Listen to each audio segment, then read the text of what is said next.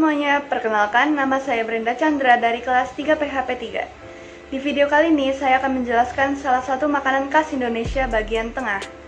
Makanan yang saya pilih adalah nasi jinggo khas Bali. Nah, jadi sejarah nasi jinggo ini memiliki 3 versi. Versi yang pertama berasal dari film Django. Jadi sekitar tahun 1980-an ada sebuah film populer yang berjudul Django. Karena film tersebut populer, jadi film tersebut diabadikan menjadi nama kuliner yang sering dikonsumsi oleh masyarakat pada masa tersebut. Nasi jinggo pertama kali dijual di daerah Jalan Gajah Mada, Denpasar, Bali.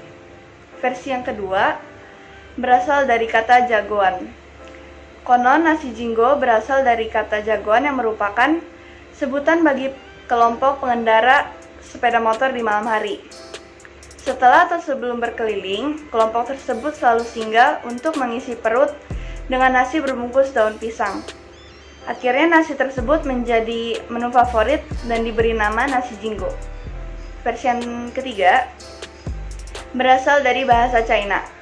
Nama jinggo yang berasal dari bahasa China yaitu cenggo yang berarti 1500. Karena pada masa krisis moneter, kuliner ini dapat dibeli dengan harga 1.500. Namun setelah krisis moneter dan diikuti dengan kenaikan harga bahan pokok, nasi jinggo dapat dibeli dengan harga berkisar antara 5.000 sampai 25.000 tergantung dengan lauk pauknya.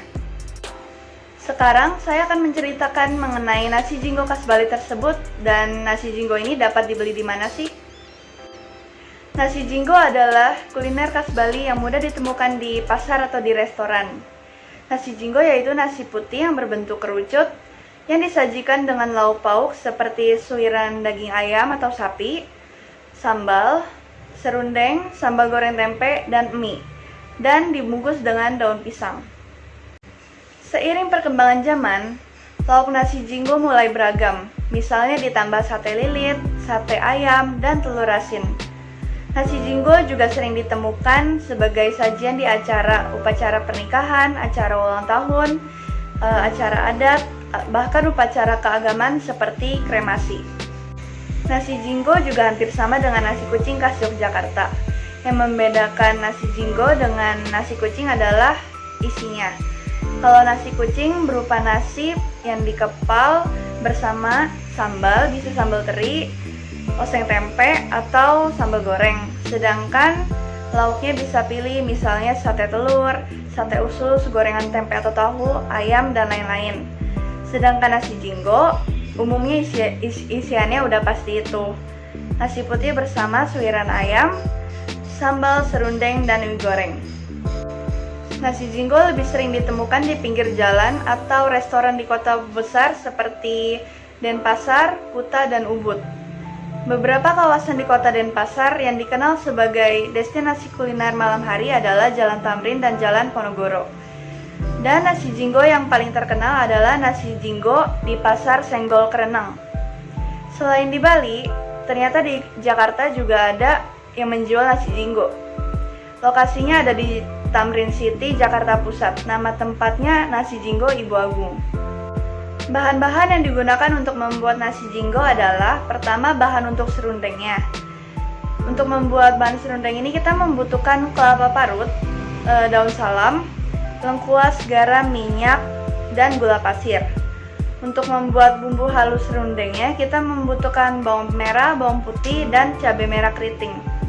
Untuk membuat bahan ayam sulirnya kita membutuhkan cabai merah keriting, bawang merah, bawang putih, cabai merah besar, lengkuas, kemiri yang udah disangrai, kencur, dan kunyit. Untuk membuat bahan sambal yang dihaluskan, kita membutuhkan bawang merah, bawang putih, cabai merah besar, cabai merah keriting, tomat, terasi, gula, garam, air jeruk limau. Cara membuat nasi jinggo ini sangat gampang. Yang pertama, kita buat serundengnya terlebih dahulu. Tumis bumbu halus, daun salam, dan lengkuas sampai harum. Tambahkan kelapa parut dan garam. Aduk sampai setengah kering, lalu tambahkan gula pasir. Setelah itu, aduk lagi sampai kering. Langkah yang kedua, kita buat ayam suwirnya. Lumuri daging ayam dengan bumbu halus, garam, gula, daun salam, dan serai. Lalu diamkan selama 30 menit, panggang sampai kecoklatan. Lalu kita tunggu sampai ayamnya dingin, lalu bisa disuir-suir. Langkah yang ketiga, aduk rata suiran ayam dan bumbu sambalnya. Lalu sisihkan. Ambil selembar daun pisang, tata nasi putih di atasnya, letakkan serundeng, ayam suwir, dan mie goreng. Lalu nasi jinggo siap untuk disantap. Karena makanan yang saya pilih tidak terdapat akulturasinya, jadi saya menggantikan makanan tersebut dengan siobak khas Singaraja. Siobak menjadi salah satu bukti nyata adanya akulturasi antara masyarakat Tionghoa dengan masyarakat Bali yang ada di Buleleng. Kuliner yang berbahan dasar daging babi itu sudah cukup dikenal di kawasan Bali.